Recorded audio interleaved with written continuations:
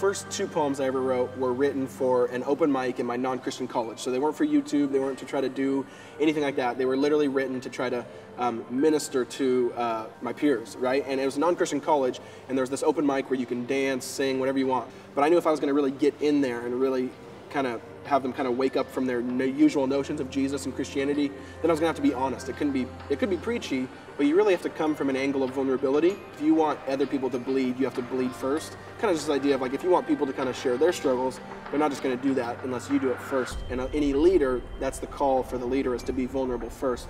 And there's a degree too where like Christians are the only people in the entire world where their standing is not in themselves, their standing is in another person.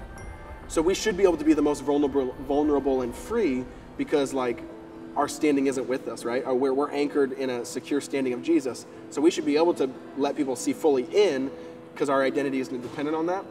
So all that kind of coupled together is how it kind of drove the poem, and then I kind of put just my common idols, my common struggles in a poem and shared it. And then it wasn't until down the road when it was already past me performing it that my buddy was just like, hey, let's put it on YouTube. And so that night before we uploaded it, we took bets just on like, okay, how many views is it gonna get in 24 hours? And whoever's closest, like, will pay for their lunch or their dinner, right?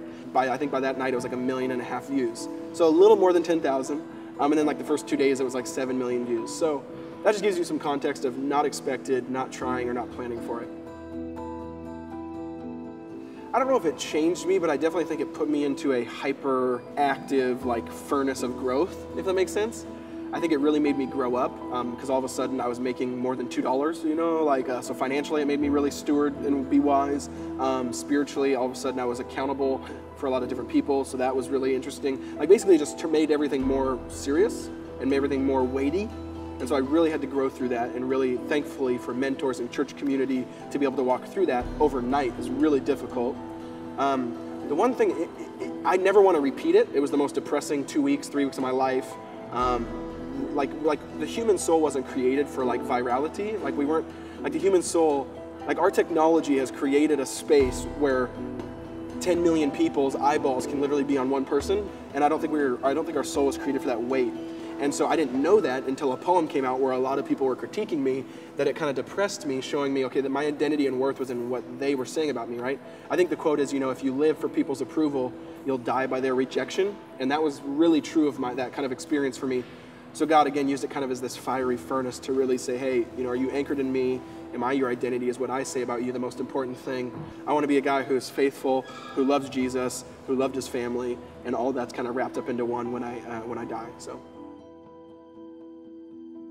The best way I've always heard it explained, and the best thing that I try to develop or form in my own self, is just kind of this identity or this anchor when no one's looking. Like what drives you when no one's looking? And especially for me, I have to ask that question because a lot of people are looking, right? Like Twitter, YouTube, like I can really easily divide my life into public and private, but I want to make sure that it's the same every day and all these times. The word I think of is faithfulness. Like, are you trying to do something so that you might get noticed, or so that something might go viral or go whatever, or are you just being faithful? Because I think God calls us to be faithful, which that can happen whether people are looking or not looking. But I think character is the thing, is kind of this steady faithfulness of keeping your head down that really provides and gives you a voice to speak. I think if you have really good character, then I think people are willing to let you speak to them even if maybe they don't agree with you, if that makes sense. I think if you really have that humility, which is part of character, you really have that faithfulness, which is part of character, gentleness. Basically, I just think of fruits of the Spirit. I think that's character to me.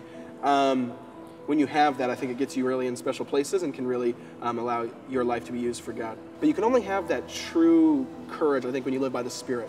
If you try to just live by the letter of the law, meaning like if something's wrong or if something happens, you know you need to speak out or you need to do this because it's the law or the Christian principle, I think it'll go really wrong for you. I think you know, the role of the Spirit in our lives is to guide us, teach us, train us moment by moment, and only when you're living in that moment by moment can you have the proper wisdom to have proper courage, is what I would say.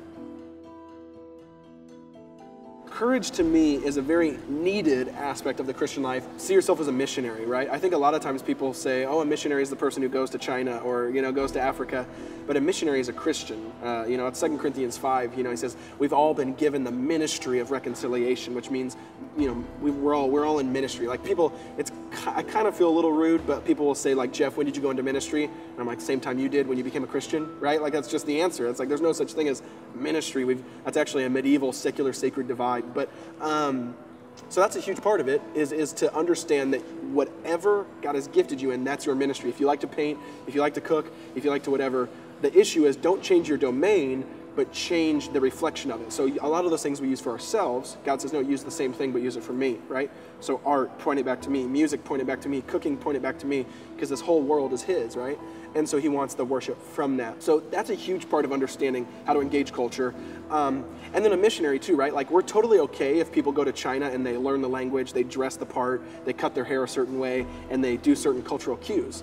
But we really get kind of funky if people do that in American context, right? Like someone in a hip hop context, they learn the language, they dress the part, but he's sagging his pants, or he has a hat on in church, that's not okay. No, he's a missionary, right? And that's what, and that's his context that God's called him to, because he grew up in an urban hip hop context, and God put him back in that context to minister. A lot of people think that, young people can't make a difference until they mature, until they get older.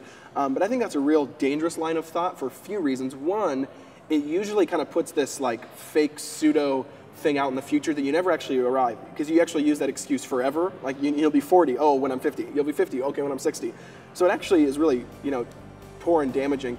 And then also what's interesting is, I think of the verse in, I think, Timothy, right, where it says, Paul's telling Timothy, don't let anyone look down on you in your youth. Now that's a great verse and we use it in youth culture, but a lot of times what we're insinuating is that like amongst your peers, don't let anyone look down on you. No, Paul says don't let anyone look down on you for your youth, but he doesn't say like just young people. Like basically what I'm saying right there is he's like saying, you need to convict some old people, right? Like you have the power to, live a life that's powerful and that can encourage, convict, and bless people of all ages, right? And so, just this extending of adolescence in America is a problem, which I think plays into the Christian world of that. The age of people when they got married, when they got jobs, was just crazy younger back then, right? And I'm not saying we need to get married at 13 because it's kind of creepy. We have to understand that if you have the Spirit that raised Jesus from the dead in you, it doesn't matter how old you are, that's the thing that really changes the world. And so if you have that, that's all you need. Contextualization, which is that big word for making things relevant to kind of get to a certain group of people. True contextualization is pulling all this stuff away so they only see Jesus, right? Like the hip hop example. That guy's in a context where he's dressing and acting and talking the part, so that then they don't notice that and they only hear the part about when he talks about Jesus, right? True contextualization is removing the fluff and the things that are in the barriers. I think conforming is when you start trying to like add stuff on to be cool or to be relevant or to be whatever. And that's when I think it becomes problematic. And that's when we lose our witness. The years from 18 to 22 are some of the most transformative years in your life. Some of your friends you'll keep forever. Some of the ways you start to see the world will stay forever. One piece of advice I would give to kind of make sure that's stewarded well is just recognize the weight of that. This isn't like a playground, right? This isn't just a time to just, be crazy or whatever, but this is a very deeply formative years of your life. You'll never have the college experience again. Like you are literally living 2 feet from thousands of other people who are doing the exact same thing as you, and you're all here for the same reasons, meaning like there's this crazy community context is what I'm saying. And so really take advantage of that. Really, really build and thrive through community, create friendships, create relationships. For us, I think a true American Sabbath in the spirit of the Sabbath of the Scriptures is turn off your phone for 1 day a week, right? And that's the one thing I struggle with. Turn it off, be quiet, get away from the noise. So whether it's building that rhythm, whether it's building the rhythm of community or sharing meals with other people, or the rhythm of memorizing Scripture, really set rhythms in these 4 years, and I have a feeling that those will stay with you for a long time.